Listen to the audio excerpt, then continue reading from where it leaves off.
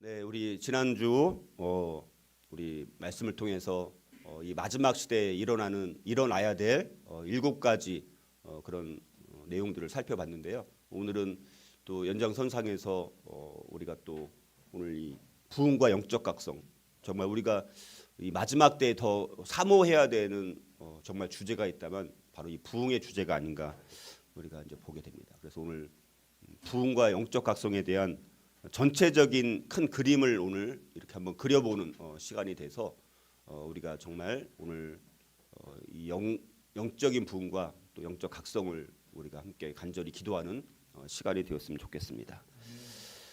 자, 우리 말씀 한번 같이 한번 읽어볼까요? 여기 이사야 6장 1절에서 8절 같이 천천히 읽어보겠습니다. 자, 시작. 우시야 왕이 죽던 해에 내가 본즉 주께서 높이 들린 보좌에 앉으셨는데 그의 옷자락은 성전에 가득하였고 스랍들이 모시고 섰는데 각기 6날개가 있어 그 둘로는 자기의 얼굴을 가리었고 그 둘로는 자기의 발을 가리었고 그 둘로는 날며 서로 불러 이르되 거룩하다 거룩하다 거룩하다 만군의 여호와여 그의 영광이 온 땅에 충만하도다 하더라. 이같이 화답하는 자의 소리로 말미암아 문지방의 터가 요동하며 성전의 연기가 충만한지라. 그때 내가 말하되 화로다 나여 망하게 되었도다. 나는 입술이 부정한 사람이요 나는 입술이 부정한 백성 중에 거주하면서 만군의 여호와의 신 왕을 배웠음이로다 하였더라. 그때 그 스랍 중에 하나가 부젓가락으로 제단에서 접은 바 핀 숯을 손에 가지고 내게로 날아와서 그것을 내 입술에 대며 이르되 보라 이것이 내 입에 닿았으니 내 악이 제하여졌고 내 죄가 사하여졌느니라 하더라. 내가 또 주의 목소리를 들으니 주께서 이르시되 내가 누구를 보내며 누가 우리를 위하여 갈구 하시니 그때 내가 이르되 내가 여기 있나이다 나를 보내소서 하였더니. 아멘. 네, 우리 부흥이 과연 뭔가 우리가 부흥에 대해서 많은 말들을 하고 우리가 정말 부흥을 사모하고 또 우리 교회가 부흥되기를 바란다라는 말들을 많이 하는데 과연 그러면 부흥이란 무엇인가를 오늘 한번 우리 정확하게 우리 정립을 하고 우리가 정말 부흥을 위해서 무엇을 기도해야 될지 그리고 부흥의 결과로 어떤 일이 일어나야 될지를 함께 우리 살펴보도록 하겠습니다. 자, 리바이브라고 합니다. 부흥하다라는 것은 그래서 다시 살아난다, 다시 살다라는 뜻입니다. 부흥이라는 것은 다시 사는 것입니다. 자, 그래서 다시 살아난다, 다시 소생하거나 건강을 찾거나 생기를 회복하다라는 것이 바로 이 부흥이라는 이 문자적인 의미의 정의라고 이제 볼 수가 있습니다. 자, 다윗 왕의 4대 손이었던 아사 왕 때 부흥이 일어났습니다. 거기 보면 여기도 같이 한번 천천히 읽어보겠습니다. 자, 시작. 아사가 이 말 곧 선지자 오뎃의 예언을 듣고 마음을 강하게 하여 가증한 물건들을 유다와 베냐민 온 땅에서 없애고 또 에브라임 산지에서 빼앗은 성읍들에서도 없애고 또 여호와의 낭실 앞에 있는 여호와의 제단을 재건하고 또 유다와 베냐민의 무리를 모으고 에브라임과 므낫세와 시므온 가운데에서 나와서 저희 중에 머물러 사는 자들을 모았으니 이는 이스라엘 사람들이 아사의 하나님 여호와께서 그와 함께 하심을 보고 아사에게로 돌아오는 자가 많았음이더라. 아사왕 제15년 셋째 달에 그들이 예루살렘에 모이고 그날에 노략하여 온 물건 중에서 소 700마리와 양 7,000마리로 여호와께 제사를 지내고 또 마음을 다하고 목숨을 다하여 조상들의 하나님 여호와를 찾기로 언약하고 이스라엘 하나님 여호와를 찾지 아니하는 자는 대소남녀를 막론하고 죽이는 것이 마땅하다 하고 무리가 큰 소리로 외치며 피리와 나팔을 불어 여호와께 맹세하며 온 유다가 이 맹세를 기뻐한지라. 무리가 마음을 다하여 맹세하고 뜻을 다하여 여호와를 찾았으므로 여호와께서도 그들을 만나 주시고 그들의 사방에 평안을 주셨더라. 예, 우리 아사 왕 때 우리 성경에 몇 안 나오는 부흥의 역사가 여기 이렇게 기록되어 있습니다. 자, 그래서 우리가 부흥과 영적 각성의 차이점을 우리가 분명히 알아야지 우리가 단지 부흥이라는 것은 나만의 어떤 영적으로 소생되거나 아니면 우리 교회만의 어떤 부흥으로 끝나는 것은 사실은 진짜 부흥은 아닙니다. 그거는 뭐 부흥이라고 느낄 수는 있지만 그거는 오래 못 가는 거예요. 진짜 부흥은 이 어웨이크닝이라는 영적 대각성까지 영향을 끼치는 결과가 나와야지 이게 진짜 부흥이라고 할 수 있습니다. 그래서 먼저 이 부흥이라는 것은 기본적으로 우리 개인적인 변화입니다. 자, 일단 어떤 한 사람이라도 개인적인 강력한 변화가 일어나야 되는 것입니다. 그걸로부터 시작이 되는 거예요. 기본적으로. 그것 없이는 안 되는 것이죠. 불씨가 필요한 것이죠. 누군가 첫 번째 사람이 필요합니다. 그래서 이 한 영혼의 큰 부흥을 통해서 개인적인 강력한 변화가 일어날 때 그 한 사람을 통해서 교회 안에서 영향을 끼치게 되는 것입니다. 그러니까 교회 안에서 누군가 한 사람으로부터 개인적인 강력한 변화를 통해서 교회 안에서 영향을 끼치는 일들이 먼저 일어나야 되는 것입니다. 그래서 그 변화는 사람의 변화입니다. 사람의 변화. 기본적으로 사람의 변화입니다. 자, 그다음에 두 번째 어웨이크닝이라는 대각성은 뭐냐? 이거는 사회의 변화입니다. 사회의 변화. 그러니까 우리가 지금 기도해야 되는 것은 나라 민족을 위해서 우리가 정말 3개월 동안 거의 내내 정말 이 큰 위기 앞에서 정말 이 나라가 겪고 있는 위기의 실체가 무엇인지 그 심각성에 대해서 우리가 살펴본 것입니다. 그래서 굉장히 구체적으로 살펴봤던 거예요. 자, 그래서 우리가 이 사회 국가적인 전반적인 변화가 일어나야 됩니다. 그것이 어웨이크닝으로 연결돼야 되는 거예요. 교회들이 맨날 부흥하고 외치고 뭐 부흥회를 하고 한들 나라와 사회가 전혀 변화되지 않는다라면 그거는 진짜 부흥이 아니라는 것입니다. 그거는 인위적으로도 얼마든지 부흥을 일으킬 수 있어요. 그래서 우리가 부흥주의라는 말이 있다라는 게 있잖아요. 부흥주의.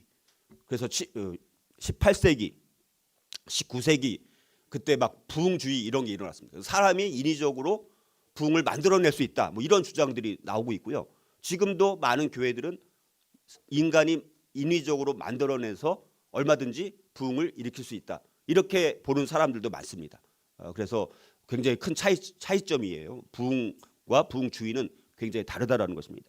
그래서 이 부흥은 이 어웨이크닝까지 연결이 돼서 사회의 변화, 나라의 변화까지 일어나야 되는 것입니다.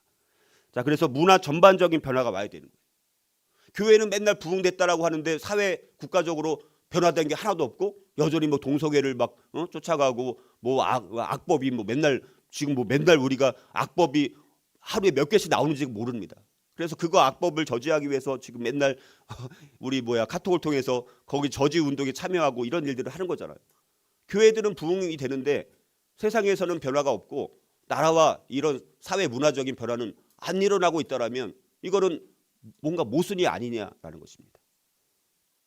그래서 문화 전반적인 변화가 와야 됩니다. 그래서 이 변화는 문화에 영향 끼치는 변화가 일어나야 됩니다. 자, 그런 예 중에 하나가 역사적으로 1차 영적 각성 운동.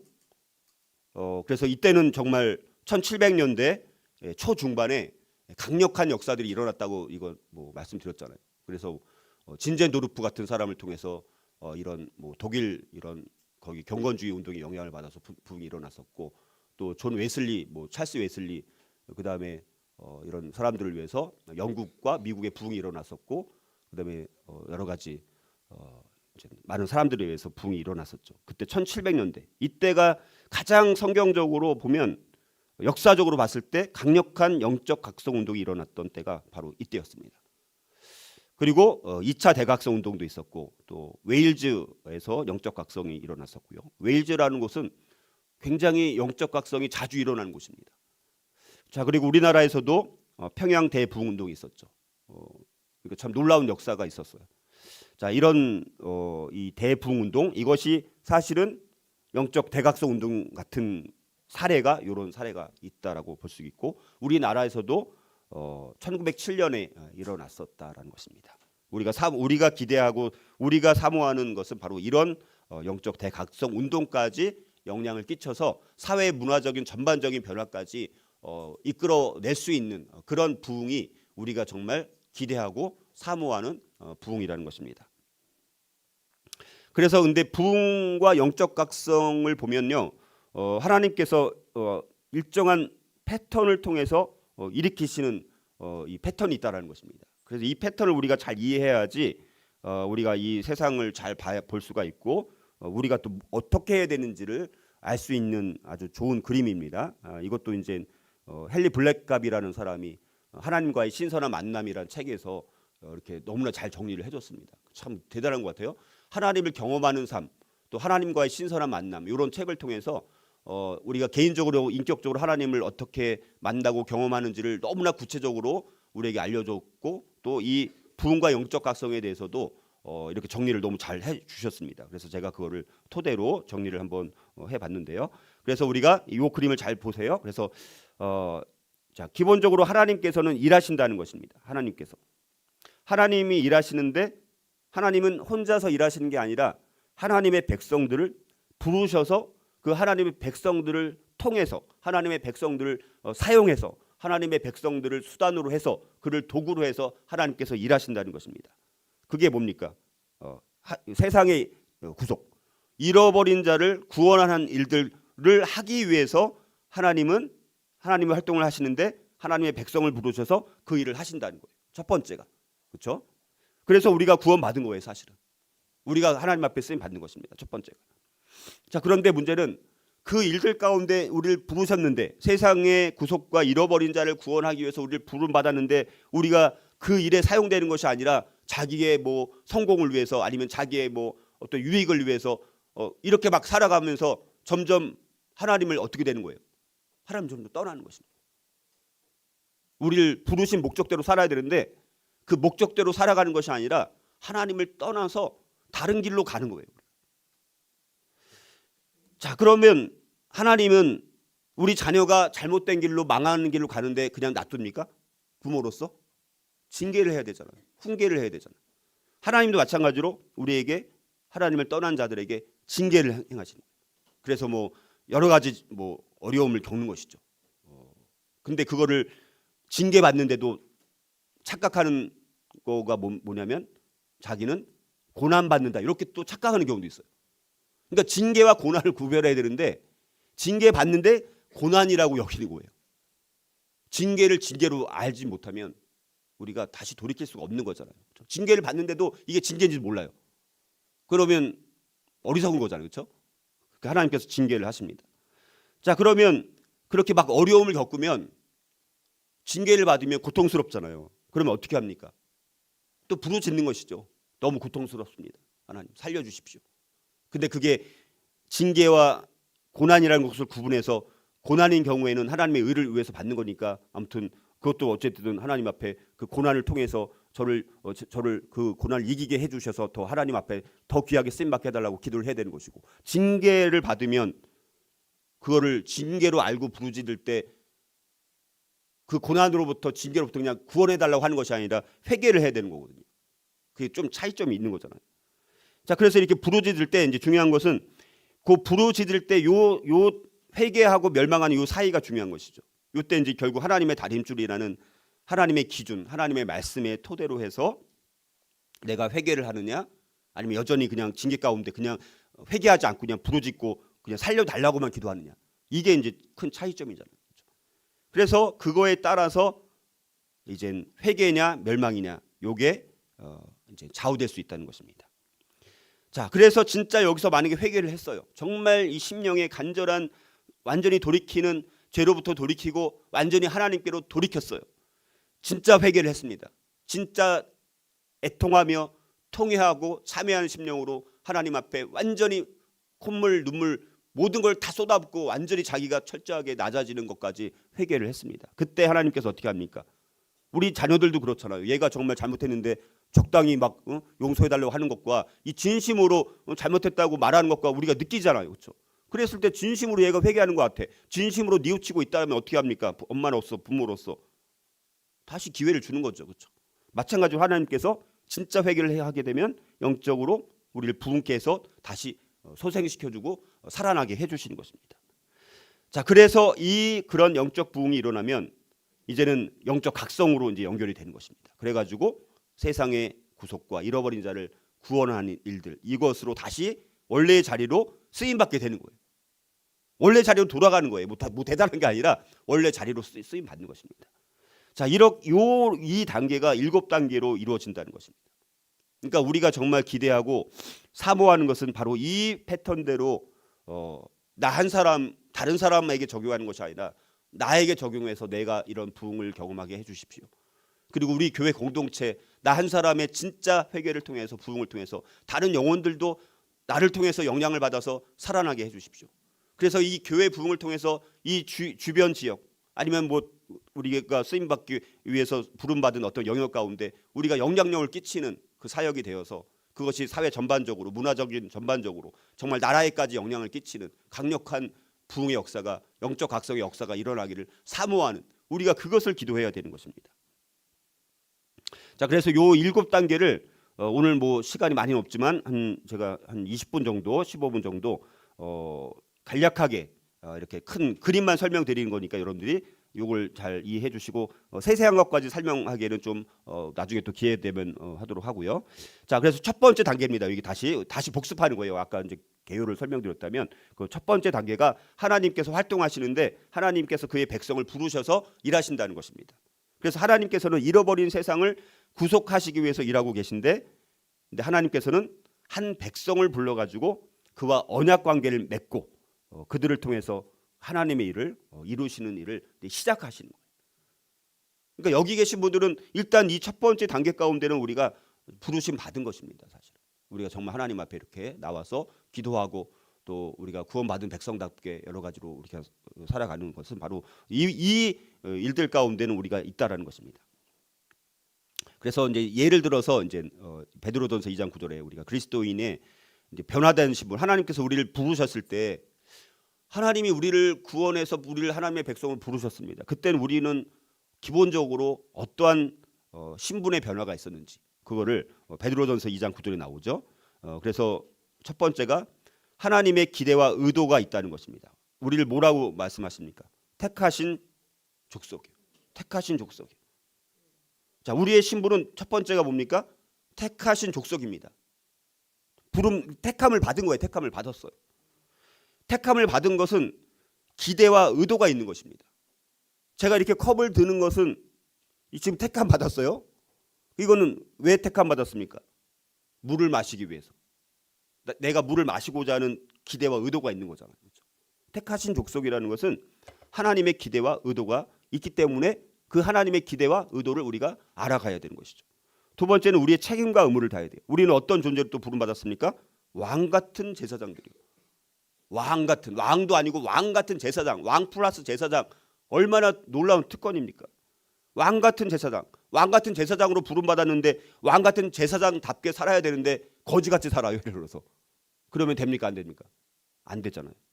우리는 왕으로서 왕은 무슨 책임이 있어요? 백성들을 잘 다스릴 책임이 있는 거잖아요. 책임이 있는 거예요. 제사장도 마찬가지로 책임이 있는 것입니다. 의무가 있는 것입니다. 그래서 우리는 책임과 의무를 다해야 된다라는 것이죠.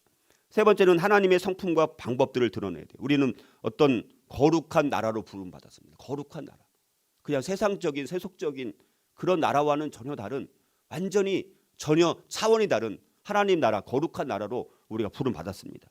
그것은 하나님의 거룩한 나라로서의 거기서의 다른 삶의 기준이 있는 거잖아요. 이 세상 속에서 살아가는 기준과 하나님 나라와 거룩한 나라 속에서 살아가는 삶과는 전혀 차원이 완전히 다른 거잖아요. 그렇죠?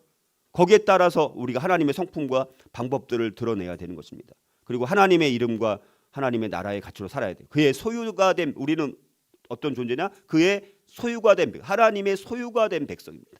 하나님의 소유가 된 백성으로서 하나님의 이름으로 하나님의 백성이 된 것 아닙니까? 하나님의 이름과 그 하나님 나라의 가치로 우리가 살아가야 되는 자, 이런 이 첫 번째 이 첫 번째 단계의 사례 많은 사례가 또 있겠지만 그 중에 이제 한 사례를 들면 하나님의 활동 하나님께서 그의 백성을 부르시는데 우리는 이런 삶을 살도록 부름을 받았다라는 것을 베드로전서 2장 9절에서 아주 잘 요약해주고 있다라는 것입니다. 그런데 문제는 뭡니까? 이런 부르심 가운데 살아가야 되는데 하나님을 떠나버립니다. 그래서 하나님의 백성들이 하나님을 떠나서 하나님의 임재와 그 목적과 그의 길을 가야 되는데 이제 그게 이제 첫사랑이 점점 식어지는 거예요.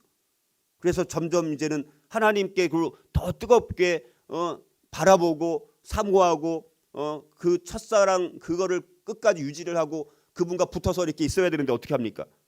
뭔가 보니까 다른 게 더 좋아 보이는 거예요. 다른 길이 더 좋아 보이는 것입니다. 그래서 그분의 길을 대신할 대체물로 향하는 경향이 생기는 것입니다. 그래갖고 하나님을 초점을 맞추고 관심을 갖고 하나님을 향했던 그 마음이 이제 누구를 향하는 거예요? 어떨 때는 자녀가 되는 거예요. 자녀가 되기도.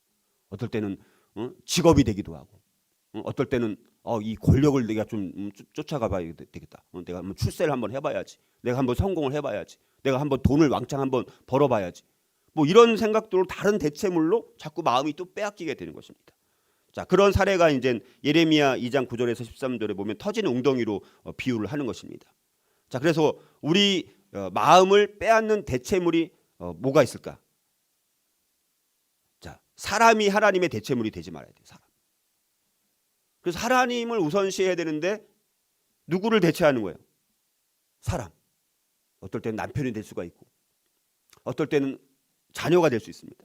우리 홈스쿨링 정말 홈스쿨링이라는 거룩한 목적을 갖고 하면서도 우리 자녀가 하나님의 대체물이 될 수도 있어요. 이거 정말 우리가 경계해야 되는 부분입니다. 사람이 하나님의 대체물이 되지 말아야 돼요.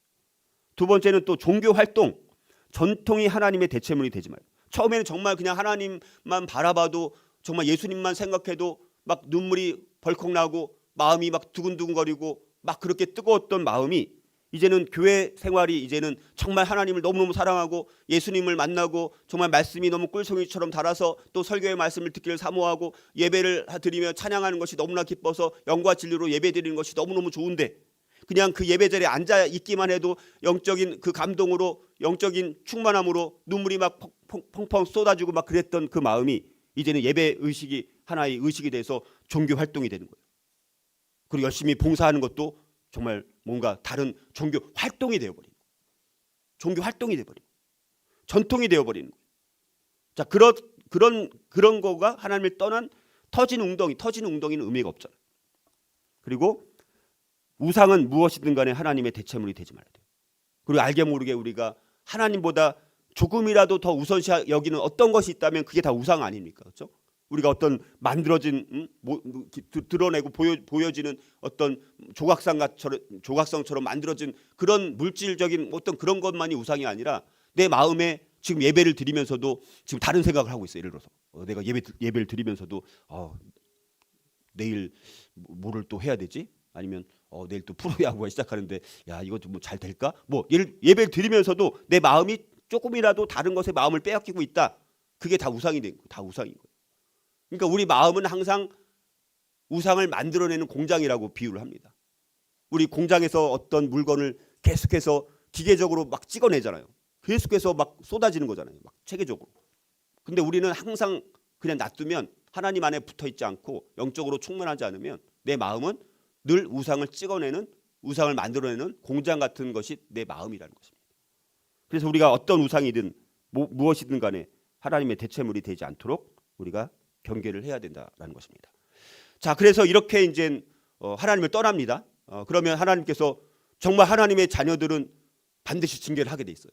근데 만약에 하나님을 완전히 떠난 삶을 사는데도 하나님이 징계를 안 하시고 괜히 계속해서 마침 우리가 성공한 것처럼 아니면 진짜 축복한 것처럼 모든 것이 형통하고 모든 것이 잘 돼가지고 막 돈도 많이 생기고 권력도 누리게 되고 막 모든 게 형통한 것 같아요. 그러니까 우리가 형통이라는 것, 성공이라는 것 이거는 정말 종이 한 장 차이가 될 수도 있어요. 자기가 성공하고 출세하고 형통했다라고 생각하는 것이 진짜 전혀 축복이 아닐 수가 있습니다. 그게 잘 되는 게 모든 게 잘 좋은 게 아닌 거예요. 우리가 이거를 구분하지 못합니다.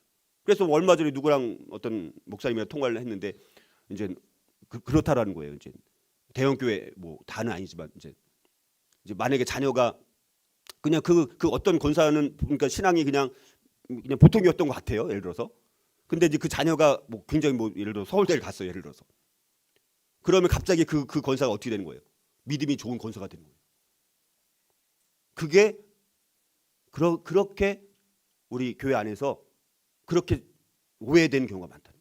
그래갖고 이제 그 권사는 보통 그냥 별로 엄청 좋은 신앙은 아니었는데 아들이 막 좋은 대학 가고 하니까 정말 신앙이 좋아서 마치 간 것처럼 그렇게 착각할 수 있다라는 거죠.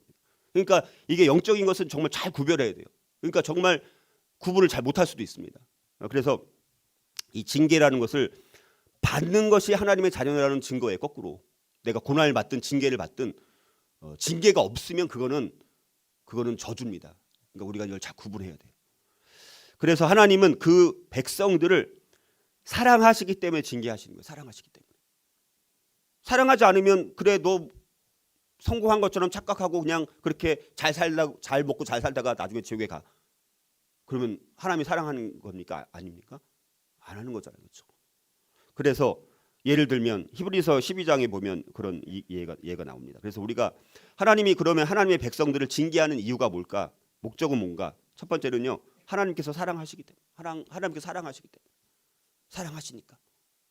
근데 우리 육신적인 부모들은 어떻습니까? 사랑한다라고 말해도 자녀가 말을 안 듣고 잘못된 길로 가는 것 같아. 근데 우리가 한두 번은 징계를 하거나 훈계를 하죠. 근데 반복되면 어떻게 합니까? 귀찮아요. 그것도 귀찮아져.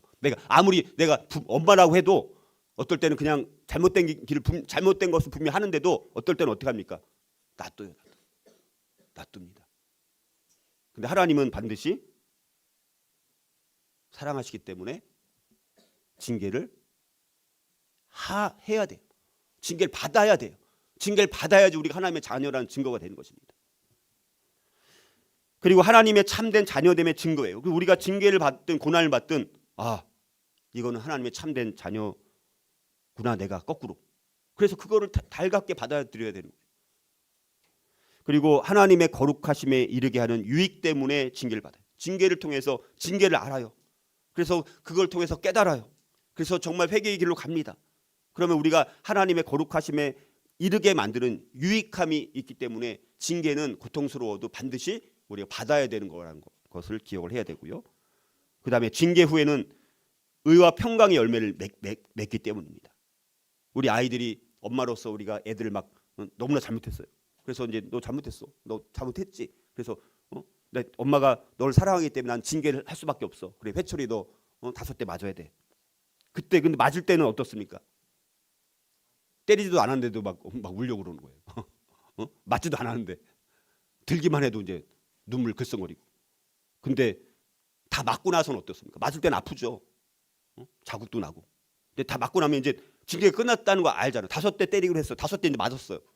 그러면 그 다음에는 엄마가 또 아빠가 사랑의 마음으로 이렇게 꼭 안아주고 사랑한다라고 이렇게 표현해주면서 뜨겁게 마음을 전달해서 그렇게 포옹해주면 그때는 맞았지만 아프지만 고통스럽지만 그 마음 안에 평안이 오잖아요. 자녀로서. 마찬가지로 우리가 하나님의 자녀로서 하나님의 백성으로서 징계를 받았습니다. 그 다음에 징계를 받았어요. 그래서 징계가 이제 지나갔습니다. 통과를 했어요. 그럼 내 마음 안에 의와 평강의 열매를 맺기 때문에 징계는 반드시 우리가 있어야 되는 것입니다. 근데 우리가 그리스도인으로 살아간다라고 하면서 이런 개념 자체를 전혀 없다면 나는 너무 형통해. 막 이렇게 정말 조심해야 됩니다. 교만이라는 부분들을. 자, 그래서 이제는 이렇게 이제 막 아프고 고통스러우면 어떻습니까? 이제 부르짖는 것이죠. 그래서 하나님의 백성들이 하나님께 부르짖고 살려달라고 도움을 구하게 되는 것이죠. 그래서 이제 사사기 2장 18절에 예를 들어서 그럼 부르짖는 기도가 어떻게 해야 되는지 나옵니다. 그래서 우리 자신을 낮추는 온전한 겸손의 태도로 간청을 해요. 우리가 먼저 겸손의 태도로 간청하는 게 필요합니다. 나 잘났어. 나 이렇게 능력이 많고 제가 뭘 잘못했어요. 그렇지만 이런 태도는 우리가 받아줄 수가 없는 겁니다. 우리도 사람끼리도 대화를 해보면 알잖아요. 이 사람이 정말 겸손한 태도로 나오는지 진짜 진심으로 마음을 다해서 사과하는지 아니면 형식적으로 하는지 알아요 몰라요. 사람도 아는데 하나님이 알까요 모를까요? 당연히 아시잖아요. 이 인간 지금 겸손한 마음으로 하는지 아니면 지금 속으로는 막 원망과 불평하면서 겉으로만 하는지 딱 보면 알잖아요. 사람도 아는데 하나님이 모르실까요? 그렇죠? 그 다음에 이제 무조건적인 항복을 해. 무조건적인 항복. 무조건 막 조건을 달거나 아니면 여전히 막 완강해가지고 또 막 강팍해가지고 막 목이 굳은 백성답게 막 그렇게 하면 또 안 되고 무조건적으로 하나님 이제 저는 절대 항복입니다. 100기를 들었습니다. 100기 완전히 저는 손을 들었어요. 100기를 들었어요. 이제 하나님 앞에 모든 것을 맡깁니다. 자, 이런 태도로 해야죠. 그렇죠? 그래서 전심으로 간절히 간청을 해야 되는 거예요. 그리고 이제 자기는 나는 할 수 없습니다. 하나님, 이제 저는 할 수 없으니 저희 무력함을 고백하면서 하나님, 저는 무력한데요. 하나님의 긍휼과 자비가 필요합니다. 저를 살려주세요. 이런 마음으로 하나님의 자비를 간청하면, 그래, 너가 이제는 너의 무력함을 이제 아는구나. 그래서 나한테 내 능력으로 할 수 있다, 하나님의 능력으로 해야 된다라는 것을 너가 이제 고백하는 거야. 그래, 그게 내가 듣기를 원했던 너의 고백이야. 이렇게 이제 말씀하신다는 거예요. 그래서 이제 우리의 모든 필요를 채우실 것을 확신하면서 간청을 해야 돼요. 이제는 우리가 하나님 앞에 다 철저하게 깨어지고 낮아지고 부서지고 그렇게 자아가 다 그렇게 된 상태에서 이제는 하나님께 맡겨오니, 권능의 하나님, 전능하신 하나님께서 이제 우리의 이 필요를 채우시되, 그 필요를 채우시는 것이 나의 이익만이 아니라 그것을 통해서 다시 하나님 나라 확장을 하는 곳에 사용될 수 있도록 다시 우리의 필요를 채워주십시오. 목적이 달라야 돼. 또 그냥 또 내가 필요한 걸 채워달라고 자기 이익에 따라서 그렇게 하는 것이 아니라 그것을 채워주신 이유가 뭐냐라는 거예요. 우리의 필요를 채워주시는 목적이 뭐냐라는 것입니다. 그게 하나님을 위해서, 교회를 위해서, 다른 공동체를 위해서, 우리 교회 공동체를 위해서, 하나님 나라를 위해서 그 필요를 채워주시도록 우리가 그렇게 기도를 해야 되는 것이죠.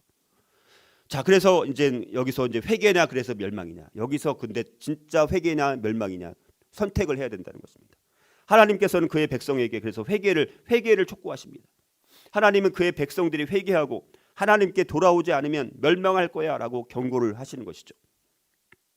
그래서 이때 중요한 것이 우리가 하나님이 정하신 이 다림줄이라는, 또 내게 보이신 것이 이러하니라. 다림줄을 가지고 쌓은 담 곁에 주께서 손에 다림줄을 잡고 서셨더니 여호와께서 내게 이르시되 아모스야, 내가 무엇을 모르냐? 내가 대답하되 다림줄이니이다. 주께서 이르시되 내가 다림줄을 내 백성 이스라엘 가운데 두고 다시는 용서하지 아니하리니. 이 다림줄, 말씀의 기준에 비추어서 우리가 하나님께로 돌아가고 우리가 죄로부터 돌이킬 때 하나님의 말씀의 그 다림줄의 기초에서 우리가 그 기준을 가지고 하나님 앞에 우리가 나아가야 되는 것입니다. 그래서 회개냐 멸망이냐, 그 예를 들어서 회개냐 멸망이냐에서 중요한 것은 뭐냐면 우리를 돌이켜야 돼요. 방향을 수정을 해야 됩니다. 내가 회개해야 한다라고 하는데 내 방향은 여전히 과거에 갔던 길로 가요. 여전히 징계받았던 그 길로 갑니다. 그건 턴한 게 아니잖아요. 턴을 해야 돼요. 돌아서야 돼요. 방향 수정을 해야 돼요. 이제 내 삶을 이제는 과거의 삶에서 하나님께 징계받았던 삶에서 하나님이 원하시는 삶으로 방향을 바꿔야 되는 것이죠. 자, 그런 예를 들어서 첫 번째는, 그래서 여기 역대하 7장 14절이 굉장히 중요한 말씀이잖아요. 그렇죠? 그래서 내 이름으로 일컫는 내 백성이, 내 이름으로 일컫는 내 백성이, 이들은 그런데 어떻게 했습니까? 자신을 내세우는 거예요. 하나님의 이름으로 일컫는 백성이면 하나님의 영광을 위해서 살아야 되는데, 하나님의 이름을 드러내는데 살아가야 되는데 여전히 자신을 내세우는 삶을 살았습니다. 우리의 징계를 받는 삶은 자신을 내세우는 삶에서 이제 하나님을 내세우는 삶으로 방향 전환을 해야 됩니다. 내 이름으로 일컫는 내 백성답게, 하나님의 백성답게, 하나님의 이름으로 일컫는 백성답게 우리가 살아가야 되는데, 하나님을 내세웠어야 되는데 하나님을 안 내세우고 자기를 내세우는 삶을 살았던 것입니다. 두 번째는 그들의 악한 길에서 떠나 악한 길에서 살았습니다. 악한 길에서 사는 건 뭡니까? 죄의 통제를 받는 삶을 살았던 거예요. 주님의 통제, 성령의 인도하심, 성령의 통제함을 받고 살아야 되는데 죄의 통제를 받는 거예요. 죄의 지배를 받는 거예요. 그러면 악한 길을 가는 것이죠. 죄의 지배를 받으면. 자, 그런 죄의 통제를 받고 죄의 지배를 받는 삶에서 이제 어떻게 합니까? 주님의 통제, 성령의 통제함을 받는 삶으로 우리가 방향 전환을 해야 되는 것이죠. 그리고 스스로 낮추고 기도하여. 근데 교만해서 자기를 막 의지하는 거예요.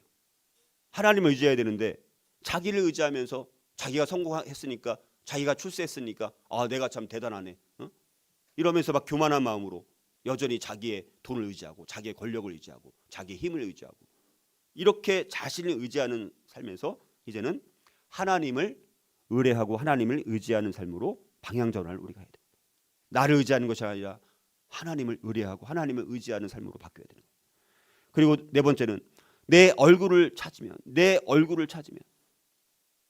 그래서 하나님의 얼굴을 찾고, 그래서 하나님의 얼굴을 마주치고, 하나님과 얼굴을 마주치고 대화하고, 그래서 하나님과 대화하면서 그래, 너는 이 길을 가야 되는 거야, 너는 이렇게 해야 되는 거야, 구체적으로 대화하면서 우리가 하나님의 지시를 받고 살아가야 되는데, 그게 하나님 얼굴 찾지 않고 살아가다 보니까 어떻게 합니까? 자기가 이끌어가는 삶을 사는 거예요. 자신이 이끄는 삶을 사는 거예요. 하나님의 지시를 받는 게 없이 그냥 자기가 자기 속에 오는 대로, 자기 눈에 보기에 좋은 대로 그렇게 살아가는, 자신이 이끄는 삶에서 하나님의 지시를 받는 삶으로 방향전환을 해야 되는 것입니다. 자, 그래서 이렇게 진짜 방향전을 진짜 했습니다. 완전히 턴을 했어요. 그러면 하나님은 회개하는 그의 백성들을 자신과의 올바른 관계로 회복시켜 주심으로써 부흥시켜 주시는 거예요. 이때 진짜 회개를 하면. 그래서 부흥의 결과는 뭐냐? 하나님의 이름과 거룩함을 드러내는 삶으로 이제 내가 살아가고 있느냐라는 것입니다. 내가 하나님의 이름과 그분의 거룩함을 드러내고 있느냐?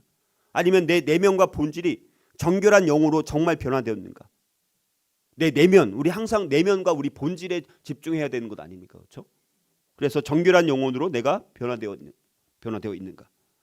그리고 전 인격적으로 새롭게 창조된 마음으로 내가 변화되었는가? 그리고 모든 죄악을 혐오하는 거룩한 성품으로 변화되었는가? 자, 이거는 여러분들 그냥 나를 보면 알 수 있는 것 아닙니까? 근데도 마음이 강팍하면 그걸 또 인정하지 않죠, 물론. 이런 부흥의 결과가 나왔다라면, 이런 삶으로 변화돼서 내가 살아가고 있다라면, 그거는 진짜 회개를 통해서 하나님께서 우리의 영혼을 다시 소생케 해주셨고 다시 살려주신 증거는 이 4가지 정도를 우리가 확인하면 내가 다시 영혼이 살아났는가, 하나님을 향한 첫사랑이 회복되었는가, 이런 4가지를 살펴보면 우리가 알 수가 있다는 것입니다. 자, 그래서 이제는 영적 각성을 통해서 뭡니까? 하나님은 그의 백성들 가운데서 그의 아들을 높이시고 잃어버린 자들을 이제 그리스도를 믿는 믿음으로 회복시켜 주시는 영적 각성을 이제 일으키게 되는 것입니다. 그래서 사도행전 19장에 얘가 나오는데, 그래서 하나님의 주권적인 역사로 하나님의 놀라운 능력이 이제 나타나는, 그때는 이제 놀라운 하나님의 능력이 나타나기 시작합니다. 그리고 예수의 이름을 이제는 거룩하게 존귀하게 여기는 일들이 일어나는 거예요. 예수님의 그 하나님의 이름을 망령되게 하는 것이 아니라 존귀하게 여기는 그런 일들이 일어나는 거예요. 우리가 이 땅 교회들이 정말 부흥을 통해서 변화되어져서 사람들이 뭘 여겨야 되는 거예요. 예수 지금은 사람들이 믿지 않는 사람들이 무슨 예수가 어디 있어? 너희들 막 그렇게 우리 조롱하고 막 그러는데, 정말 교회가 부흥하고 사람들이 변화되고 막 문화적인 전반적인 변화까지 일으키니까 사람들이 야, 하나님이 정말 계신 것 같네. 예수님, 쟤네들이 말했던 예수님 진짜 계신 거 아니야? 정말, 그리고 정말 이 나라가 바뀌고 정말 이 긍정적인 일들로 막 변화가 일어납니다. 그러면 그분의 이름이 존귀하게 여겨지는 일들이 일어나야 되는 거예요. 지금은 어떻습니까? 세상이 예수의 이름, 하나님의 이름이 완전히 실추가 돼서 땅에 떨어져가지고 그런 세상 가운데, 그거는 우리가 그냥 교회 안에서만 자기네끼리만 막 좋다, 부흥했다, 숫자가 막 늘어났다, 그렇게 막 좋아하고, 근데 보니까 세상의 변화는 하나도 일으키지 않아요. 이거는 정말 심각한 문제라는 것입니다. 그리고 과거의 잘못된 습관을 이제 숨김없이 공개적으로 결별하고 청산하는 일들이 우리도 일어나야 되지만 믿지 않는 사람들까지도. 그러니까 막 그때 평양 대부흥도 일어났을 때는요, 사람들이 믿지 않는 사람들까지도 와, 이젠 정말 믿는 사람들 보니까 완전히 변화돼서 막 그런 걸 보고 자기들도 이제는 찔림을 받는 거예요, 찔림. 근데 오늘날 믿지 않는 사람들이, 불신자들이 교회 성도들을 바라봐도 찔림이 없는 거예요. 쟤네 나랑 다를 바가 없네. 찔림이 없어요. 그러니까 그냥 그대로 살아가는 거죠. 근데 정말 거룩한 삶으로 변화돼서 그렇게 보면 자기들도 찔림을 받아서 잘못된 것들을 이제는 결별하고 청산하는 일들이 일어날 때 영혼의 대추수의 역사가 이 땅 가운데서 강력하게 일어나게 되는 것입니다. 자, 그래서 우리가 이 패턴을 우리가 이렇게 7가지로 이렇게 한번 살펴봤습니다. 그래서 그러면 우리가 부흥을 준비하고 주의 길을 예비하는 것은 어떻게 해야 되느냐? 자, 부흥이라는 것은 이렇게 다시 정의를 내릴 수가 있습니다. 자, 아주 역동적이고 종합적으로 일어나야 돼요. 그래서 강력한 하나님 앞에 기도하는 일들이 일어나야 돼요. 그리고 부흥을 향한 뜨거운 사모함과 열정들이 일어나야 돼요. 그리고 우리가 이제 믿지 않는 사람들을 접촉하는 일들, 예를 들어서 우리가 정말 이제 구원을 받았습니다. 그리고 부흥됐어요. 그러면 잃어버린 영혼들에 대한 구령 열정이 생김으로 인해서 접촉하는 일들이 일어나게 되고, 또 하나님과 더 접촉하는 일들이 일어나고, 믿는 사람들과 더 영적 교제가 일어나게 되고, 믿지 않는 사람들 향해서는 구령의 열정을 가지고 전도하는 일이 일어나고, 또 믿지 않는 사람들 우리랑 동화되어지는 일이 일어나고 우리는 또 하나님의 형상을 닮아가는 모습으로 동화되어지고 그리고 소그룹 모임이 활성화되는 것이죠. 소그룹 안에서 우리가 소그룹 모임 안에서 이런 것들이 이제 친밀한 교제를 통해서 이런 회복이 일어나야 되는 것입니다. 자, 그런데 이제 이거는 우리는 그러니까 여기 앞에 있는 게 우리 역할이고 그 뒤에 있는 건 하나님의 역할입니다. 그래서 우리는 돛담배를 준비하는 거예요. 돛담배. 댐을 만드는 거예요, 열심히. 그리고 파도 타는 기술을 열심히 이제 배우는 거예요. 자, 그러면 언젠가 돛담배가 바람을 통해서 이동하기 시작하는 것이죠. 그리고 댐을 건설했는데 비가 내리면 댐에서 물을 이렇게 축적을 하게 되는 것이죠. 파도 타는 기술을 배우는데 파도가 일어나지 않으면 이렇게 멋지게 파도 타는 모습을 보여줄 수가 없잖아요. 파도를 일으키는, 그래서 바람과 비와 파도는 하나님의 역할이고 우리는 뭡니까? 돛담배 만들고 댐을 준비하고 파도 타는 기술을 열심히 배우는. 그래서 두 가지로 요약한다면 우리가 부흥에 대한 뜨거운 사모하는 마음이 우리 가운데 열정들이 있어야 돼요. 진짜 사모하는 마음. 딱 보면 알잖아요. 얘가 정말 사모하는 마음이 있는지. 근데 그 사모하는 마음이 있는 아이들은 어떻습니까? 제가 누군가를 가르치더라도 마찬가지예요. 누군가를 가르칠 때 그냥 억지로 듣거나 대충 듣는 사람이랑, 근데 이 사람은 하나라도 땅에 떨어뜨리지 않고 내가 하나라도 막 열심히 들으려고 하면 저는 어떻게 합니까? 누구에게 더 열심히 해요? 뭐 하나라도 더 주고 싶은 거예요. 막 그걸 사모해서 듣는 사람은 어떻게 합니까? 하나라도 더 주고 싶은 거죠. 근데 막 건성건성해요. 그냥 대충 시간만 때우자. 완전히 다른 거잖아요. 그러니까 부흥에 대한 사모함이 있을 때, 그러나 하나님의 주권이 반드시 있어야 되는 거예요. 그거는 언제인지 모릅니다. 하나님의 주권. 그러나 우리가 하나님의 주권을 믿고 부흥에 대한 사모함을 가지고 우리가 해야 될 역할들을 충실히 감당할 때 하나님의 때에 하나님의 사람을 통해서 하나님의 방법을 통해서 하나님은 하나님의 주권을 가지고 일하시는 분이라는 것을 우리가 믿고 우리가 오늘 이 역대하 7장 14절 다시 한번 읽어볼까요? 같이 시작. 내 이름으로 일컫는 내 백성이 그들의 악한 길에서 떠나 스스로 낮추고 기도하여 내 얼굴을 찾으면 내가 하늘에서 듣고 그들의 죄를 사하고 그들의 땅을 고칠지라 약속하신 이 말씀을 오늘 우리가 붙잡고 오늘 우리가 하나님을 다시 기억하는, 하나님을 향한 첫사랑들을 다시 회복하며 하나님 그때 그 하나님을 향한, 그때 만났던 그 하나님, 그때 만났던 그 예수님, 그분을 향한 그 기억이 다시 살아나게 해주시고 그 사모함이 다시 한번 생기게 해주십시오. 하나님, 그러나 그런 열망이 있을지라도 내가 뭘 돌이켜야 되는지, 무엇으로부터 돌아서야 되는지, 무엇으로부터 내가 터내야 되는지 하나님 알게 깨닫게 해주십시오. 그리고 내가 또 나의 영역 가운데서 나는 과연 무엇을 위해서 기도해야 되는지, 하나님께서 우리가 이렇게 했을 때 어떤 약속을 주실지, 어떤 기대를 갖는지 하나님 앞에 저와 여러분들의 마음을 담아서 하나님 이런 기대를 합니다. 이런 하나님의 거룩하신 이름을 드러내기 위해서 하나님 저에게 이런 약속을 주세요. 오늘 하나님 앞에 간절히 기도할 때 이런 약속을 저에게 부어주셔서 그 약속을 붙잡고 다시 이 부흥을 위해서 하나님 영적 각성을 위해서 아버지 복되게 쓰임받는 삶으로 살아가게 해주십시오. 우리 교회 나 한 사람으로부터 부흥이 되어지고 우리 교회 공동체가 부흥되어지고 이 지역이 변화되어지고 나라와 이 민족이 변화되어서 끝까지 하나님 앞에 복음으로 선교로 열방을 섬기는 복된 나라로 쓰임받도록 나 한 사람이, 우리 자녀가, 우리 가정이, 우리 교회 공동체가 그런 하나님의 부흥의 도구, 영적 각성의 도구로 하나님 강력하게 쓰임받게 해달라고 이 시간 하나님 앞에 우리가 한 15분 정도 우리 각자 계속해서 기도하고 우리 기도했으면 좋겠습니다. 주여 한번 부르고 간절히 통성을 기도하겠습니다.